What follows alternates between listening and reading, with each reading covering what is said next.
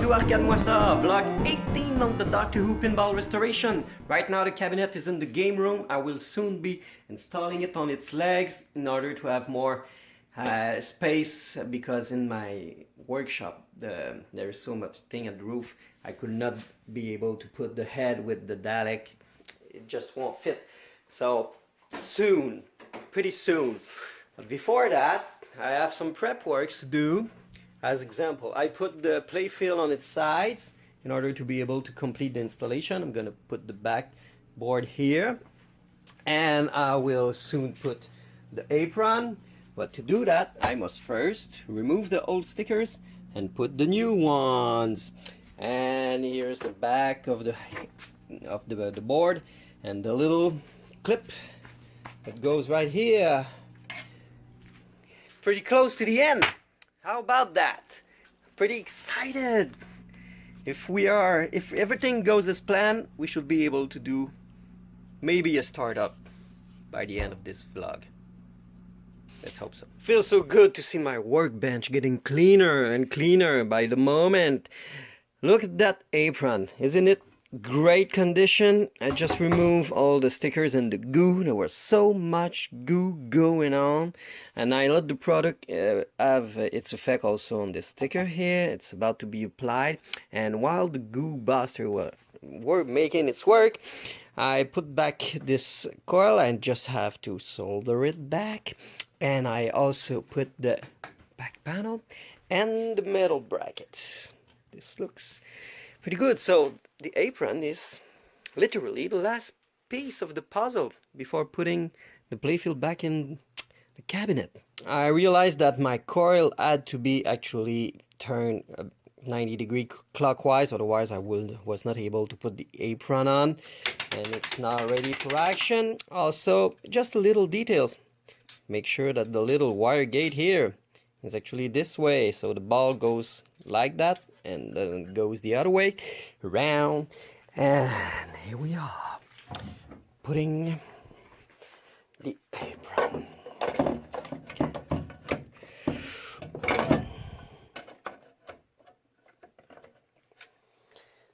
Looks pretty cool to me. Pretty cool.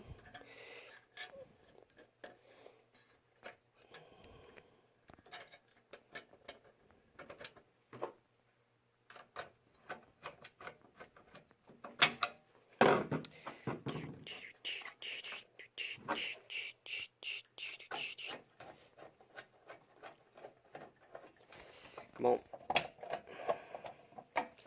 Just like that. We did it! We have a fully assembled playfield ready to be installed in the cabinet. Before putting the playfield, I just wanted to show you the Tilt Graphic custom side decals applied. They are a charm to put on. The quality of the print is great. There's a anti-scratching finish over it. There's some kind of maybe anti-bobble technology because they just apply so easily, and they are awesome. Very well done. So let's drop the playfield like it's hot. Take a look at this playfield installed, and the side decals too. They look amazing with the hinges installed. Before putting the head on the cabinet, there's a color DMD to install.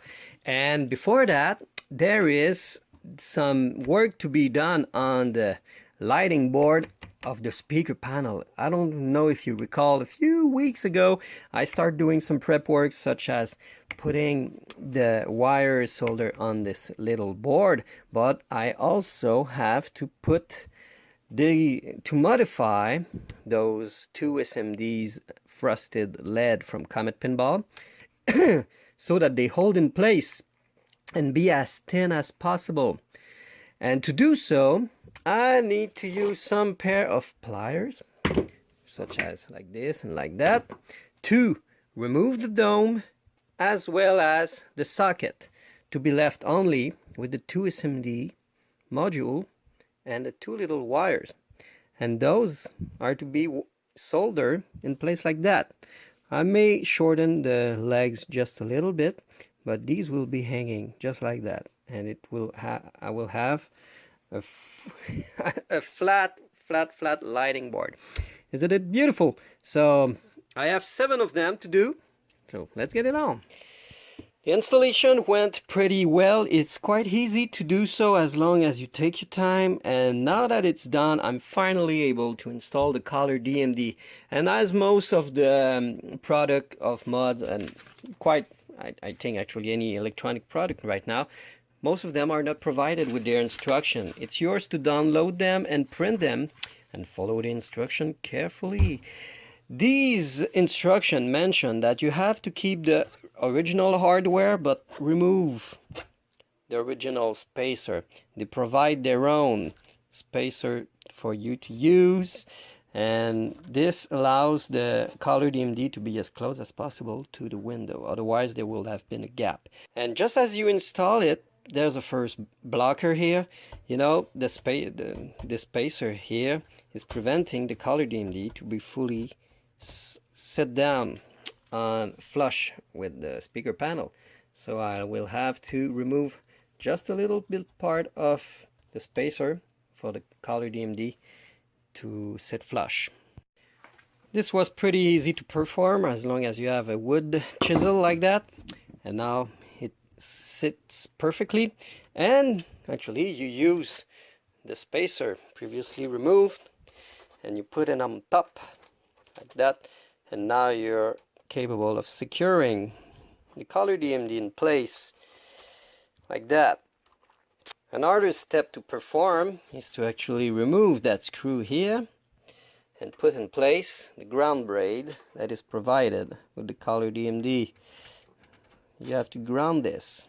And the 2 last connections to perform are the power cable that gets here, and this is the ribbon cable. And please note that the red stripe goes at the top of the speaker panel.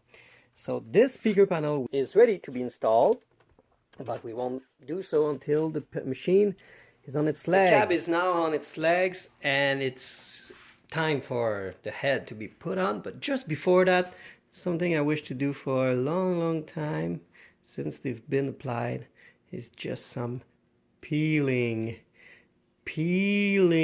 porn. Yeah, you heard me right. Who doesn't love peeling protective film on something that is brand new? Feels so good and I feel so alive. Oh, that looks amazing. Yes, like that. Take a look at this beautiful beast. So happy where we are right now. The head has been secured, and since I don't have any wing nuts on hands, I use leg levelers to hold it in place. The next step is to put the LED OCD PCB on. What is LED OCD? LED OCD product allows people that puts LED conversion into their machine to have kind of the good old fade in fade out effect that you get with incandescent light, because there has been a lot of evolution in the LED technology, such as removing the flickering, the ghosting into the LED.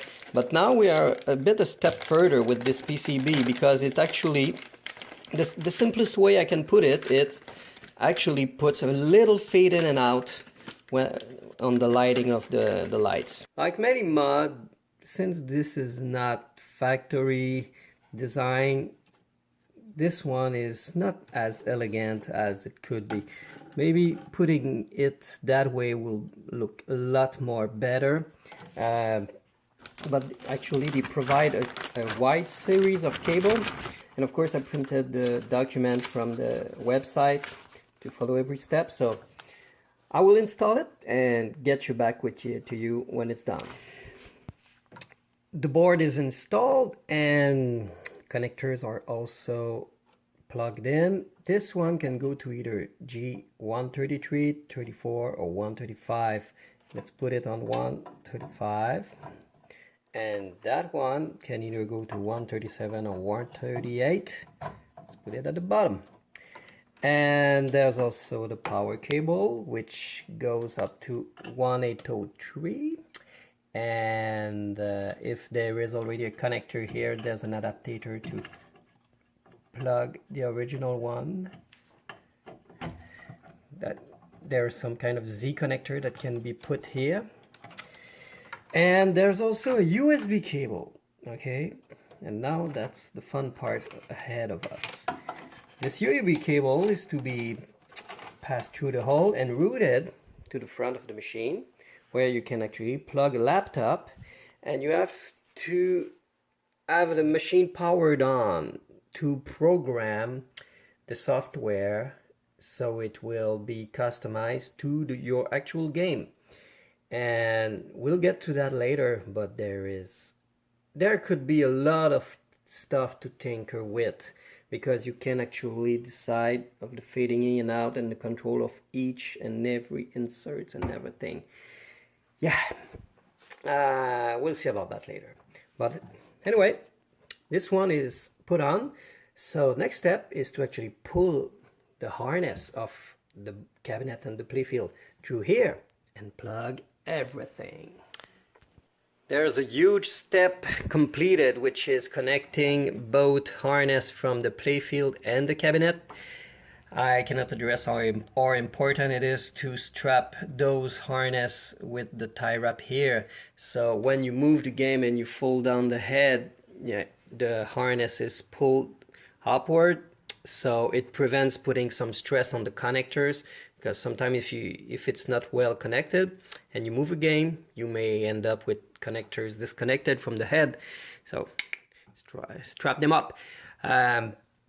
So yeah, everything is connected, but we still have some step to do before putting some power inside of this. Every connection have been rechecked at least 2, 3, 4 times, and I'm pretty confident that everything is at the right place, and we're now ready for a first power up of the machine, hoping for the best. So let's pump it up. Okay, we got light in the topper, but we got the regular sound coming. Okay, we have a problem. Definitely have. I got LED with power at the 12. Do I have the 5 volts?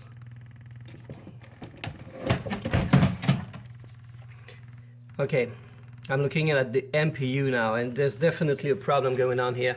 You know, that LED at the top, it's the blanking circuit, and it should turn off after maybe 1 or 3 seconds, and the other one should be keep on blinking constantly to show that the game is operating.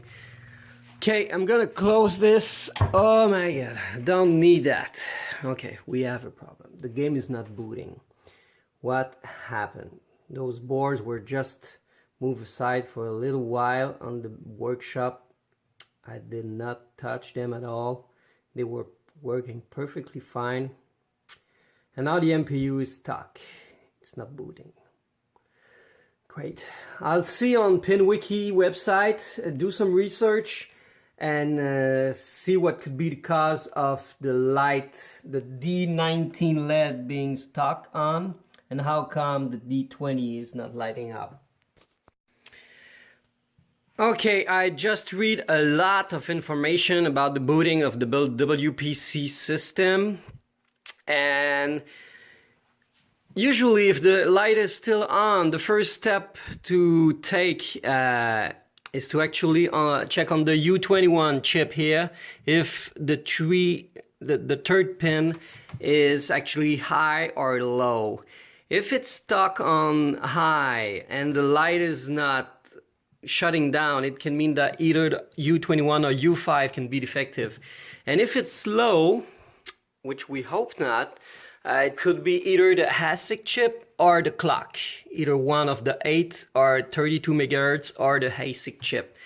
So I got my Logic Probe here and I connect it. Using a Logic Probe can be quite easy. I plug the green prong on the TP5 which is ground, and I plug the red one because I need to put some 5-volt power in this, and I put it on the TP2, which is the 5-volt, and I check my voltage and everything is okay.